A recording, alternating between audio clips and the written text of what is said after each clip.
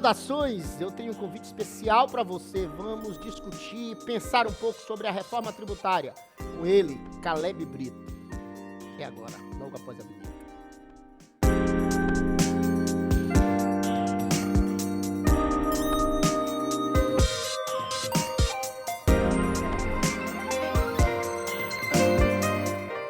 Saudações agora, em definitivo, para dialogarmos com essa fera, Dr. Caleb Brito. Dr. Caleb Brito, que satisfação tê-lo aqui.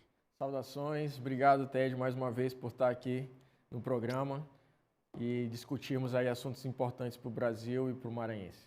Tivemos um diálogo interessante agora, na quarta-feira, no podcast Saudações, já fazer aquele merchanzinho por ordem do nosso querido produtor e diretor Bruno Coelho.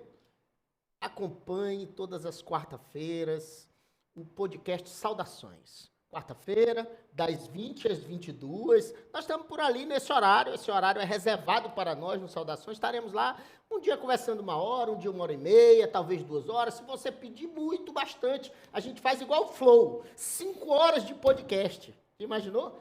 Vamos ter que fazer uma campanha. Eu quero, já peço encarecidamente para os senhores, para a gente fazer uma campanha para Bruno Coelho ficar lá com a gente no podcast, que ele se recusa a estar lá presencialmente. Não sei por que, diz que não tem interesse em sair à noite, ele gosta de dormir cedo e tal, para malhar no outro dia, aquela história. Enfim, Caleb Brito, meu querido, a gente tem um tema importante para discutir, que é essa fatídica reforma tributária. Faz assim um panorama geral, primeiro uma janela inicial, só para mostrar para o meu telespectador, para a Dona Maria, da Cidade Operária, para o seu João, da Ilhinha, para você dizer para ele, para que ele entenda efetivamente o que seria a reforma tributária, o que é isso?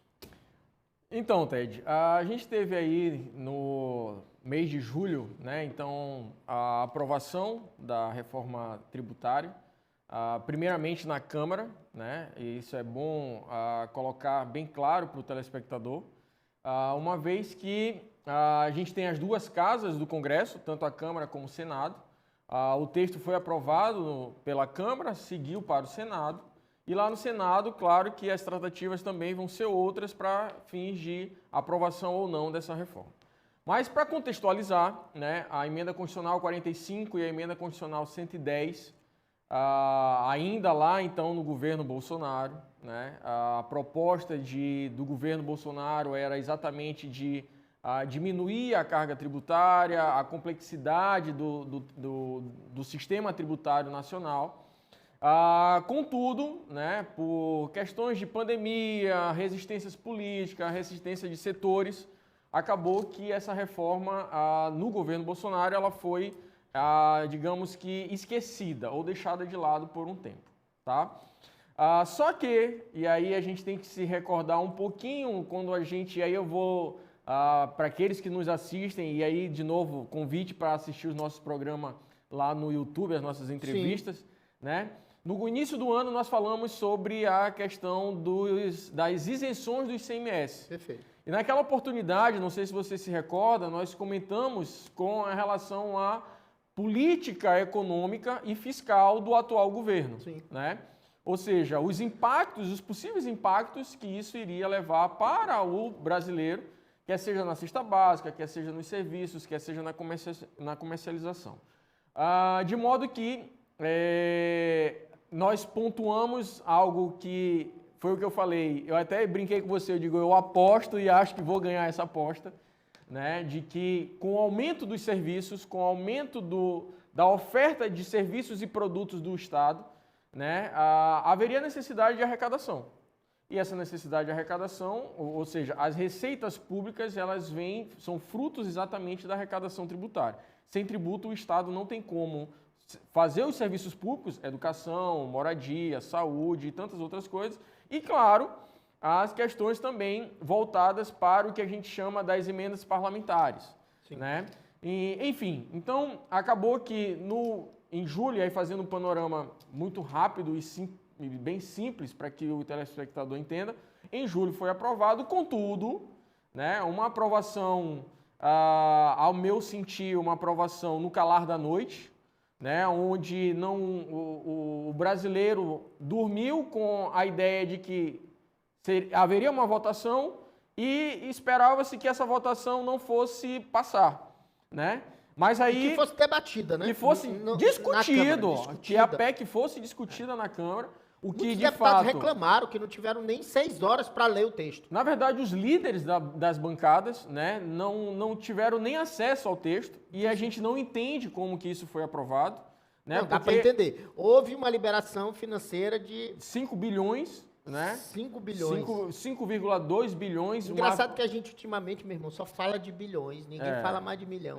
5 bilhões foram distribuídos em emendas parlamentares, as famosas emenda PIX, que assim ficou titularizado. Né? E aí, enfim, houve a aprovação e agora a gente está com essa, agora eu posso dizer, com uma bomba para o brasileiro. E aí, mais lá na frente, a gente vai... Vamos fazer uma reflexão aqui, Caleb. Qual era, só fazer, coisa de 1 minuto. Como era o formato da reforma tributária que se esperava no Brasil? Porque se discutiu por um tempo uma ideia de uma reforma, especificamente no governo anterior, se tinha essa ideia, na verdade, há essa necessidade, você como tributarista, eu como constitucionalista, entendo que há necessidade de uma reforma tributária, mas, vamos lá, ela tinha um formato, um modelo efetivamente de simplificação. Sim. Como é que era o modelo para que a gente entre agora no que se apresentou, o que passou pela Câmara e está no Senado? Então, a emenda constitucional 45, ela estabeleceu a unificação de alguns tributos. Os tributos federais, a unificar alguns tributos federais, os tributos estaduais e os tributos municipais. Em si, né? Dentro dos próprios entes federados. Não como foi feito. Né? Essa composição dos entes. Mas existia a ideia do que é um modelo europeu, que é o imposto sobre o valor agregado, que é o IVA. O IVA. Né? Que, de certa forma, foi benéfico para a Europa, né? Para o modelo econômico da Europa, para a estrutura da Europa. Que aí a gente tem a estrutura de uma União Europeia, onde há circulação ali próximo de muitos estados. Na verdade, é como se não existisse fronteira entre eles. Então, houve a necessidade desse imposto do valor agregado. O que não é o caso do Brasil, porque a gente está falando apenas de um estado federativo. Isso. Né? De um país. Não estamos falando de um bloco econômico. Exato. Né? E, de certa forma, isso vai prejudicar porque a gente está... Claro que a gente tem a ideia do país como um país continental, né?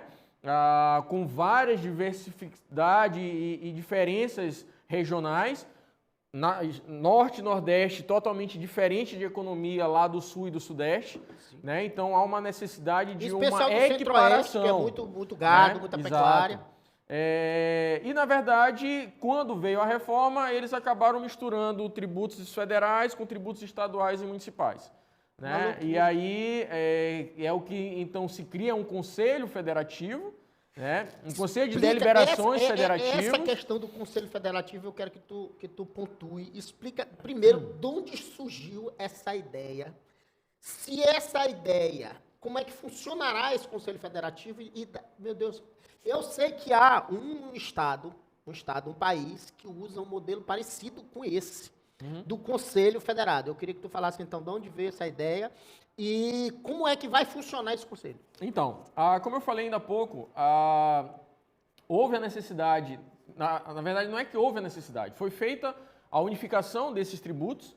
Então, a gente tem aí IPI, PIS e COFINS, ICMS e ISS. Sim. Todos esses 5, ou seja, os 3 federativos, que é IPI, PIS e COFINS, e o estadual, que é o ICMS, e o ISS, que é municipal. Diga-se de passagem, o ISS e o ICMS são os principais impostos do Estado, respectivamente, e do município. E dos municípios. Então, é que a base de sustentação tributária dos 2 entes federados são esses 2 impostos, que entraram nesse rolo. Exatamente. E, por outro lado, economicamente, os 3 federados, dentro desse universo, não tem quase importância dentro dessa discussão. Quer dizer, é tu tirar 2 impostos principais dos entes federados, estados e municípios, trazer 3 impostos que têm pouco efeito, na verdade, uma extensão tributária financeira muito pequena. Tanto que... Podia ter juntado o imposto de renda, né? Juntava o imposto de renda porque aí competia, né? Talvez. Dava para começar a competir. Mas aí sobre imposto de renda a gente deixa um pouquinho para lá, porque tem uma outra situação com relação ao imposto de renda. Pronto. Né? Mas enfim, como você falou, inclusive as teses tributárias que, enfim, existem aí no Supremo Tribunal Federal são exatamente com relação a esses, ou seja, as isenções de PIS, COFINS, né, sobre o ICMS e tantos outros, né? Ou seja, como você falou, de uma visão constitucionalista que você tem brilhante, né? Tirou esses que não têm, talvez, significância para a União, e aí foi lá no bolso dos estados e dos municípios e disseram, não, venham para cá, nós vamos juntar para cá para chamar vocês exatamente para esse conselho deliberativo ou conselho... Como é que vai funcionar essa comissão de tributária, né, nacional. Então, assim, quando você uniu esses 5 tributos, você tirou a autonomia dos estados e dos municípios. Tirou a autonomia. Né? Aí tu entra num problema, né? Que aí tem um problema, inclusive, vou pedir permissão para você, como constitucionalista, né? Mas a gente tem uma questão aí de uma inconstitucionalidade. Sim. Ao meu ver, né? E aí até agora nenhuma entidade, inclusive a OAB, se manifestou com relação a isso. Né, com relação à inconstitucionalidade do Pacto Federativo, que é uma cláusula pétrea. Né? Ou seja, os entes federativos, eles têm autonomia. Tá? Então, os estados e municípios perderam autonomia? Em tese, sim. Ou seja, eles não vão mais poder,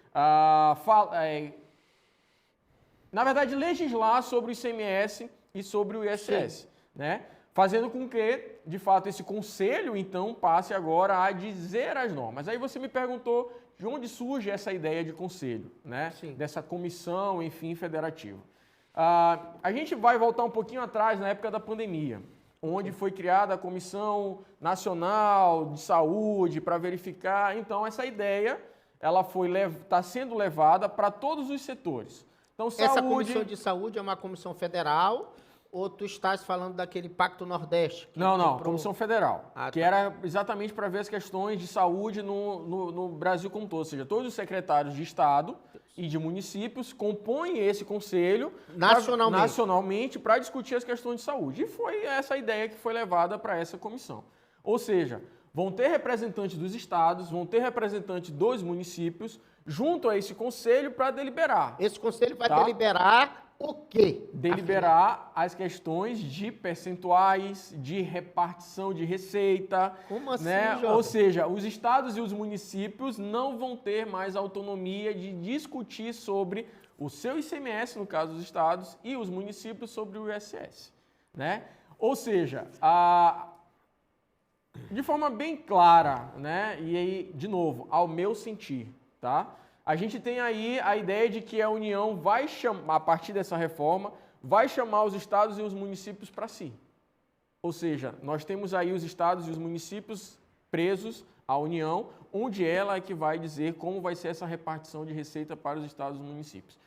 O que o governo tentou passar para a população com essa unificação é de que acaba com a complexidade do sistema, tá? E diminui a desigualdade social. Só que, se a gente for pensar no plano político, a gente vê que, e aí vai começar de novo a guerra entre Sul, Norte e Nordeste, né? E aí a gente tem aquela preocupação de outros crimes com relação a isso, de nordestinos estarem xingando sulistas e sulista nordestino, mas... Há um dever do governo federal com o Norte e o Nordeste. Afinal de contas, na questão política, eleitoral, foi o Norte e o Nordeste, mais uma vez, que fez a diferença no contexto eleitoral. né? Então é como se fosse uma O voto gratificação, de desequilíbrio foi no né? Nordeste. Exatamente. E aí uma gratificação ou um abono para o Norte e Nordeste, que na verdade isso prejudica toda a cadeia, porque a cadeia produtiva do Brasil não é no Norte e Nordeste. Não é. A cadeia produtiva do Brasil é no Sul e Sudeste. E já tínhamos né? a isenção, por exemplo, do Norte com relação à Zona Franca. Sim, já sim, havia sim, uma isenção muito grande. A gente já tem financiamentos, por exemplo, específicos para o Nordeste. Entendeu? Exato. A gente Então, já tem isso. Exato. Então, assim, esse conselho, ao meu ver, é preocupante, especialmente para os estados e municípios. Não sei por que não houve nem Mas até tu conhece agora algum nenhuma... estado que tem um conselho igual a esse? Não conhece? Eu vou te dizer um. Tu não quer falar, mas eu vou dizer. A Venezuela. É sério. Não, eu não quis falar no contexto Não, a nacional, Venezuela né? Eu não quis possui, falar no o Bruno contexto disse que vai nacional. cortar essa parte aí, o senhor já sabe. A Venezuela possui um conselho estadual esse. Mas, Caleb, eu tenho uma discussão aqui na minha cabeça, já estou falando sobre, ainda há pouco, sobre essa discussão do Pacto Federativo, sobre essa discussão da repartição tributária. Eu tenho uma discussão a trazer bem importante sobre a semelhança do que veio na Constituição da República, quando o Rui trouxe, e o nosso sistema federado para o sistema federado americano. Eu trago logo após o intervalo, rapidão, já a gente volta, fica aí.